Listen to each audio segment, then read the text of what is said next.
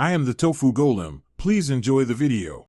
You begin by choosing the object you want a link, text, shape, or image, and opening Insert Link, or press Ctrl+K. Once done, pick the target type. An existing file, web URL, place in this document, new document, or email. Do this now so you can confirm the target exists. Using relative paths helps when sending slides. Make sure to set a screen tip to describe the link destination, so viewers know what to expect before they click.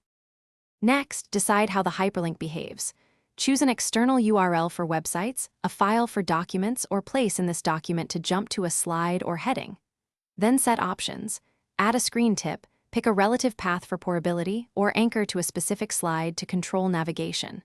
Once configured, test immediately in normal view with Ctrl+Click, and again in slide, show mode to confirm timing and focus. If it opens the wrong target, edit the link and correct the address or slide reference. Finish by styling the link so it's visible and adding accessibility text for screen readers. Once done, use action settings if you want hover or mouse click behaviors to trigger different actions during the show. Save and test the entire presentation on the target device. When packaging, include linked files or use package for CD to keep paths intact.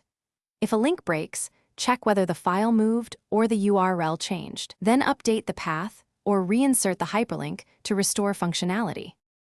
Thanks for watching. Consider subscribing if we helped you today.